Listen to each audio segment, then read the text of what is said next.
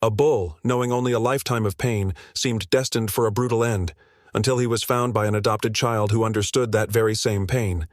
What happens next will leave you speechless. The storm had already swallowed the fields by the time Luca stepped outside. Cold wind whipped at his jacket as rain stabbed down in sheets, turning the dirt paths of Emberline Acres into slick brown rivers. He shouldn't have been out.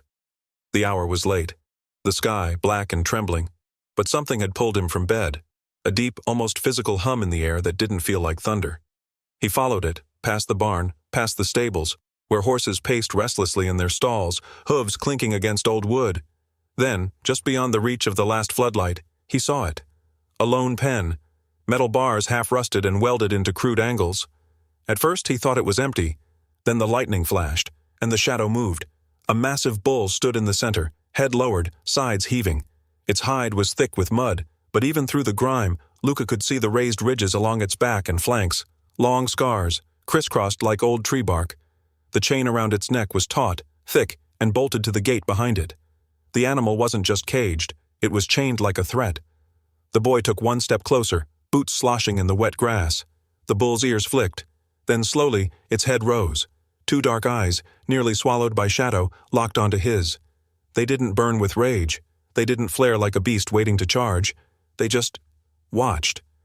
"You're the one they dumped," Luca said quietly, his voice barely louder than the rain. The bull didn't move.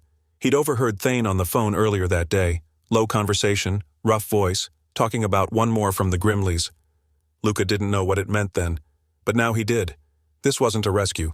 This was a burial. Whatever life this bull had before, it had ended here, in the mud, in the dark, on a farm that took in animals nobody else would touch. Luca took another step. The bull's hooves shifted. A deep sound, not quite a growl, not quite a breath, rumbled from its throat.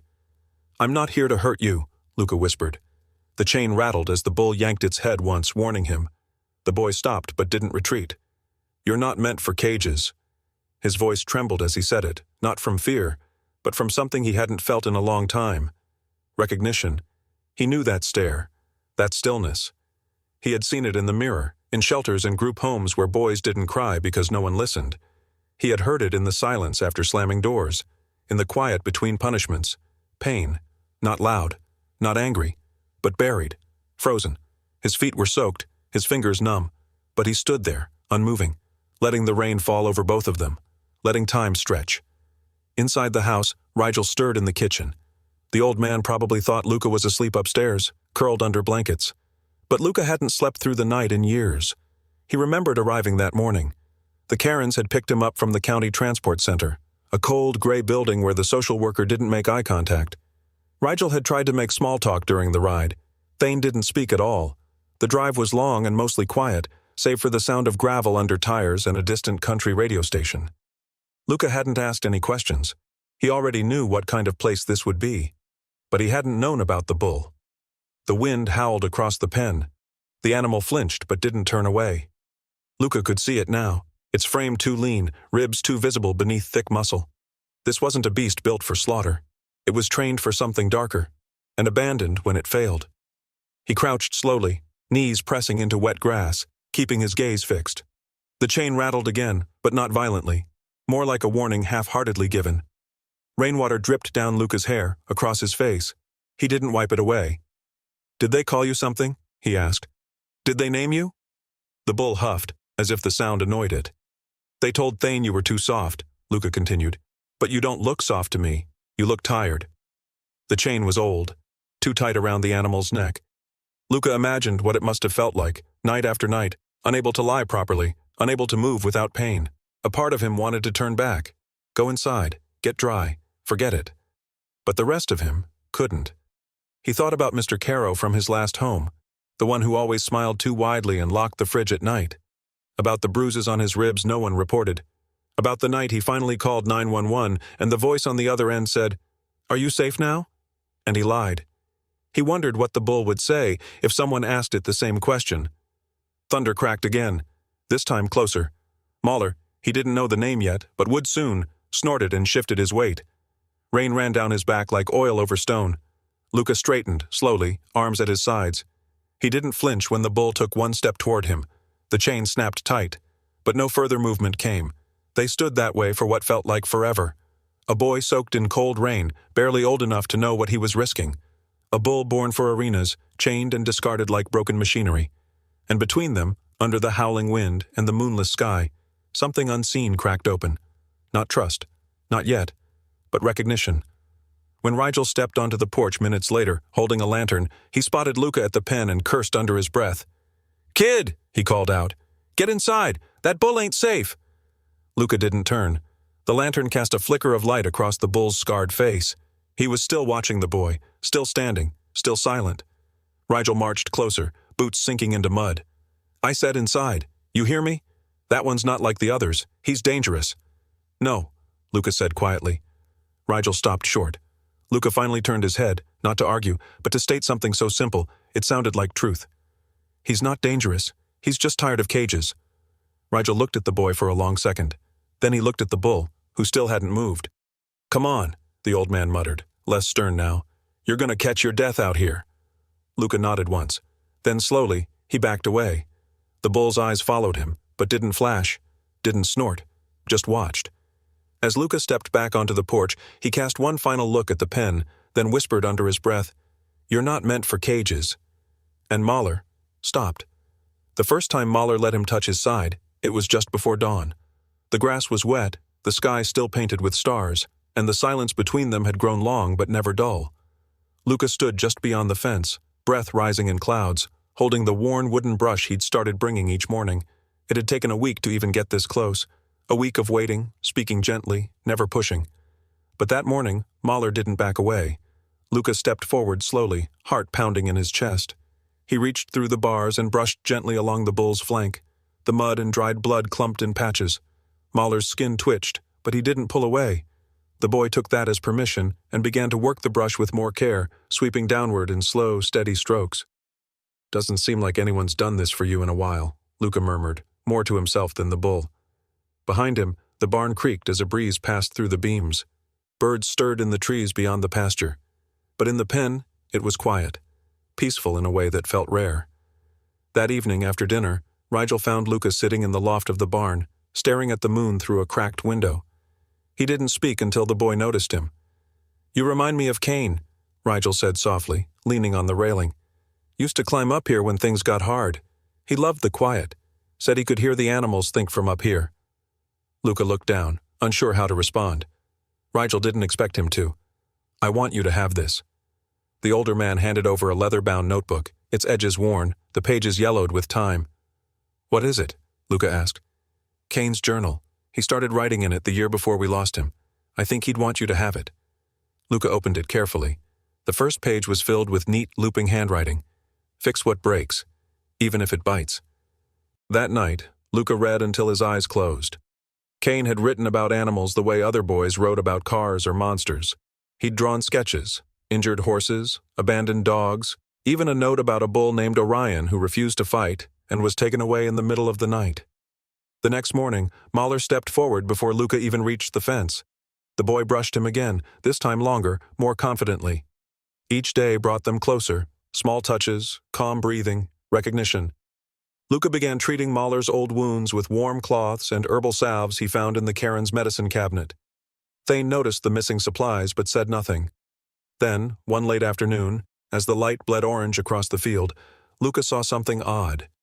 Beneath the thick layers of scar tissue on Mahler's left shoulder, a shape emerged, faint, charred over, but still visible.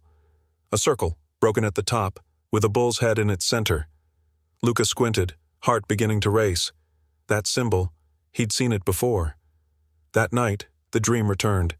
He was small again, sitting at the top of the stairs in his old house, listening. His mother's voice whispered urgently. A man in a black coat stood in the hallway. Luca couldn't see his face, but the briefcase he carried was sharp in his memory. Black leather, gold emblem, that same broken circle and bull. The man left. The next day, Luca's parents were dead. He shot awake in the barn loft, sweat on his forehead, lungs struggling to breathe. Morning light crept in through the rafters. By noon, he stood in the kitchen holding the journal open to one of Cain's sketches, a faint copy of that same emblem, drawn next to a note. "They took Orion," branded like the others. Thane, stirring tea at the counter, turned when he saw the image. The cup slipped from his hand, shattering on the floor. Where'd you find that? He asked, voice cracking. Mahler's shoulder, Luca replied. Same as the man from the night my parents died. Thane's face went pale.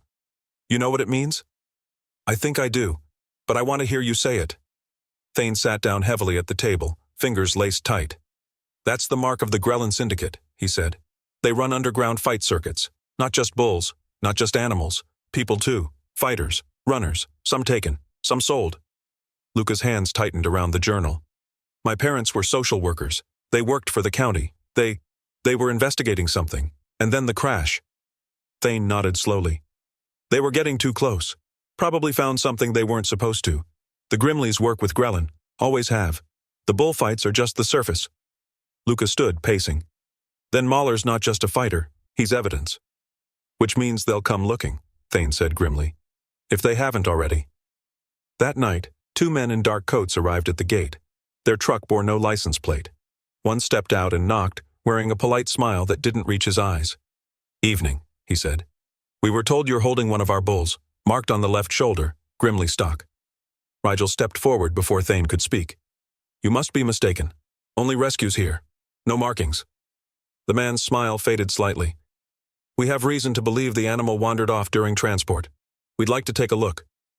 You'll need a warrant, Rigel said flatly. The man stared, then nodded once. We'll be back. They drove off into the dark. For the next 3 days, the Karens rotated night watch. Luca barely slept, watching Mahler's pen from the loft window. He could feel time running out. That's when the plan began to form. I want to enter him, Luca said quietly one morning, brushing Mahler's flank. Not to win, just to get inside, to show people. He told Thane and Rigel the idea. Use Kane's old ID to enter the next regional showcase, a feeder event known to be linked to Grellan's deeper network. Rigel objected at first, furious. That ring isn't a show, it's a test. They'll see right through you. But if I get footage of the other bulls, of the branding, of the handlers, of the faces, it's something, Luca argued. We can expose them. We can prove what Mahler went through. Thane sat in silence, then finally said, It's not just about the bull anymore, is it? Luca shook his head. Number. It's about what took my parents, and who's still out there. The Karens relented, though with heavy hearts. Rigel began faking vet reports, clean health records, registration under Kane's ID, a transport permit signed weeks earlier. Luca trained with Mahler every day in secret, using hand signals, voice tones, bits of scent to guide him without needing force. Not to fight, but to respond, to think, to show the crowd something unfamiliar, control born from trust. One night, Luca stood beside Mahler under the stars, holding the brush loosely in one hand. The wind had settled. The fields were calm. You weren't made for this, he whispered, but you're the only one who can help me. The bull lowered his head, letting Luca rest a hand gently between his horns. They stood like that for a long time, boy and beast, quiet, steady, bound by the kind of trust that only pain can teach. The next morning, with their papers in a locked folder and the trailer hitched to Thane's truck, Luca climbed into the passenger seat.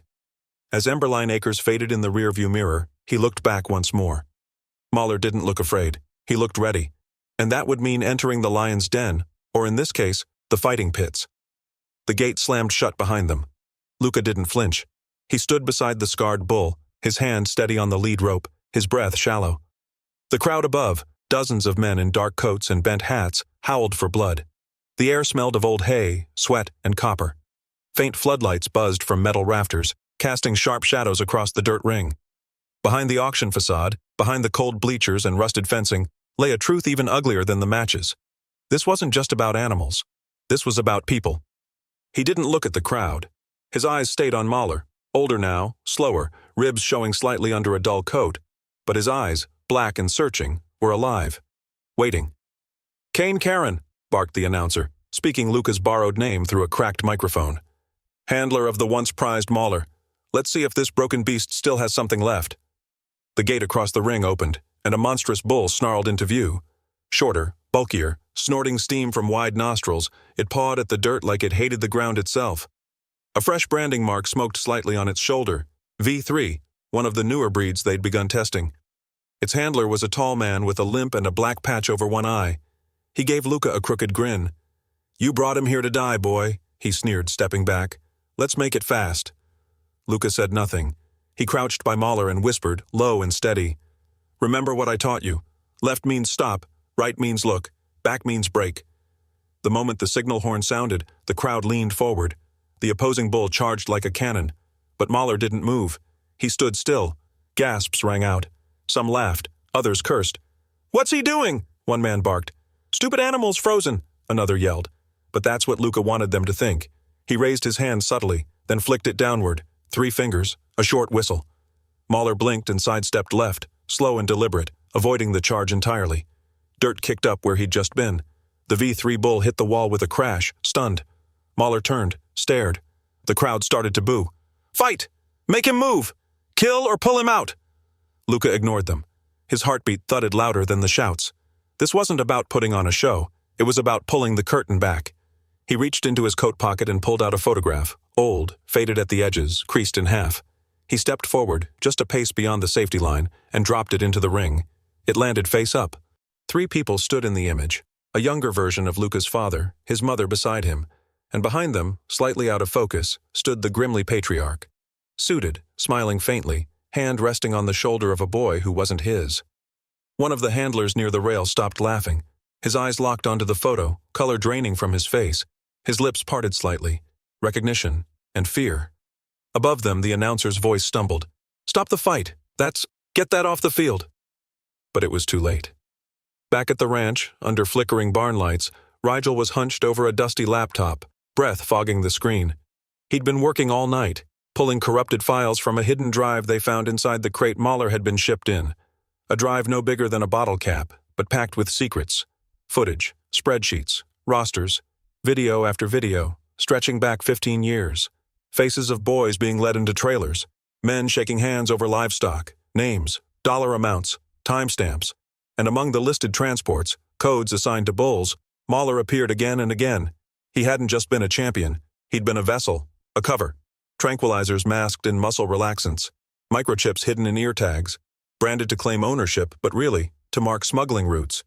And in one folder, buried under false file names, Rigel found something else. Child welfare records, ones that didn't belong to livestock. He stared at the screen as a name popped up. Luca Varon. That wasn't coincidence.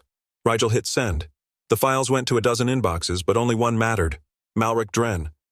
Once a respected investigative reporter, Dren had been smeared and fired when he tried to link the Grimley family to the foster system 10 years ago. No one believed him. His last article was pulled the morning it was printed. He lost everything, but he never stopped watching. And tonight, sitting in a dark apartment surrounded by dusty notes and forgotten files, Dren's email lit up. He opened the folder. His breath caught. "Finally," he whispered. Back in the ring, the handlers were closing in on Luca. One of them reached for his arm. Mahler stirred. Luca didn't run.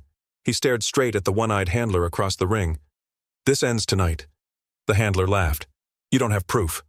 "I don't need proof," Luca said softly. "I have eyes, and now the world does too." The man lunged, but Mahler beat him to it. With a grunt, the old bull turned, not toward the rival, but toward the side gate. His muscles coiled. Then he charged. Steel groaned. The gate exploded outward. Dust and smoke filled the air. Chaos. Men shouted. Lights flickered. A siren began to wail from somewhere behind the bleachers. Someone yelled, "Get the truck! Shut it down!" Too late. Dren's story had already gone live. Within 20 minutes, the footage flooded social media. Tags exploded. The Cradle, Mahler Files, Grimley Gate. Local news stations picked it up. By dawn, national outlets were circling. Luca was arrested, pinned against a van by 2 officers with trembling hands. But he didn't resist. He sat quietly in the back of the cruiser, watching smoke rise from the depot behind them. He didn't even flinch when a man in a suit asked, "You want to explain what you were doing there?" "No," Luca said simply. "I think the footage already did." They released him 4 hours later, and by sunrise, half the town had seen the footage. Dren's report went viral. Years of cover-ups began to crack. The auction house was shut down. Warrants were issued. Names once whispered in closed circles now trended online with accusations attached. And the Grellens? Their empire began to collapse. The flash of cameras cut through the late autumn morning like lightning slicing the sky. Luca barely blinked. He sat still on a hay bale near the western fence of Emberline Acres, hands resting calmly on his lap, his legs swinging slowly above the dirt. Behind him, the rebuilt barn stood tall and bright, painted a warm chestnut red that caught the sunlight like fire. It hadn't always looked like this. 6 months ago, it had been a place of secrets and shadows. Now it buzzed with the noise of reporters, volunteers, and whispered conversations about recovery and justice. Mahler grazed quietly in the pasture not far from him, the same bull who had once charged fences and bled from wounds others inflicted to make him meaner. He wasn't that creature anymore. The worst scars on his side had faded into pale lines under his coat, and the fire in his eyes had cooled. His gaze followed Luca the way a soldier might follow his commander, loyal, steady, unshaken. The media had swarmed in after the raids. The Grelin Syndicate's name had spread across national headlines, and so had Luca's.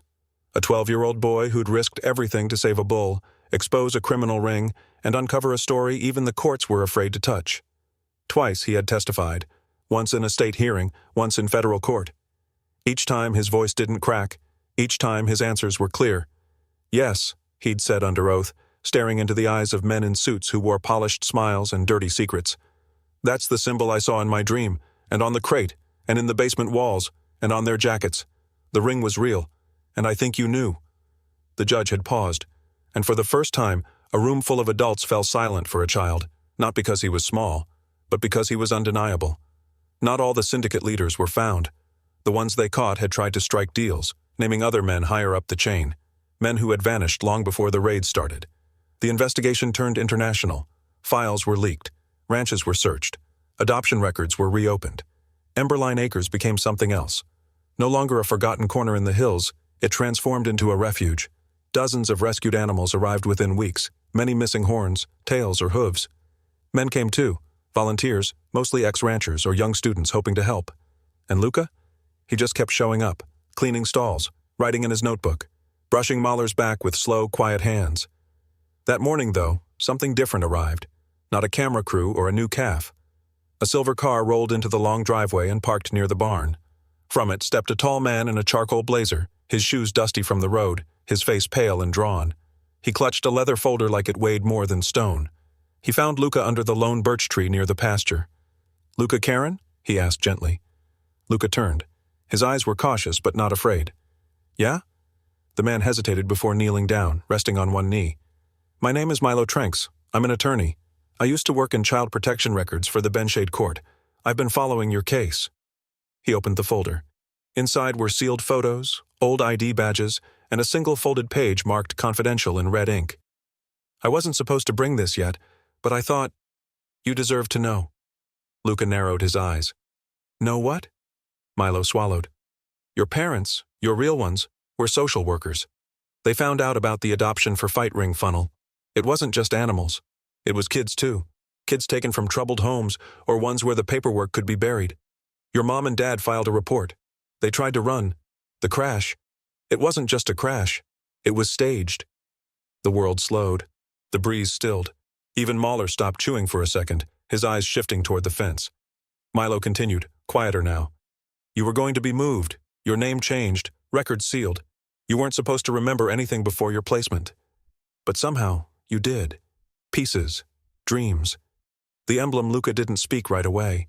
His chest rose and fell as if breathing had suddenly become a skill he had to relearn. His hands clenched against the hay. "I remembered enough," he finally whispered. "Enough to know something wasn't right. Enough to know Mahler knew it too." Milo lowered his head. "You saved him, Luca, but you also saved yourself. The world only believed because you kept talking." Luca looked out at the pasture again. Mahler had moved closer to the fence, slowly, watching, waiting. The next day the media returned. They wanted quotes, angles, something marketable. "Why did you do it?" a man in a tan jacket asked, pushing a microphone toward Luca's face. "You could have walked away. You could have stayed quiet. Why risk your life for a bull?" Luca shrugged. He didn't say much, but his answer was the only one that ever felt true. "Because I was tired of cages." The next few weeks were quieter. Less news vans, fewer questions. The trial had ended. The cameras had moved on. But Luca stayed. So did Mahler. The ranch was still full of broken things trying to heal. Wounded donkeys, scarred goats, a blind pony named Arrow. But there was peace in that. Peace in rebuilding.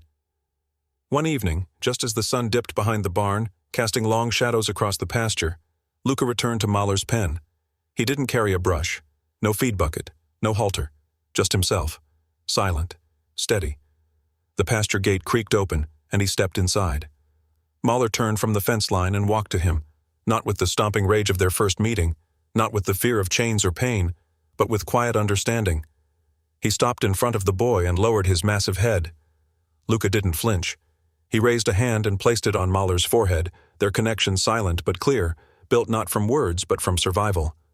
Mahler exhaled softly and leaned forward, resting the full weight of his head gently against the boy's chest. Both had once been raised for pain, but neither had stayed that way. They'd carved something new out of the wreckage, a bond stronger than blood, built in the ashes of a forgotten fight ring. And now, the world was watching. Disclaimer: the story you just watched is fictional. It explores profound themes of empathy, resilience, and the healing power of connection between unexpected souls. This narrative aims to raise awareness about animal welfare, the journeys of adopted children, and the transformative impact of compassion and understanding.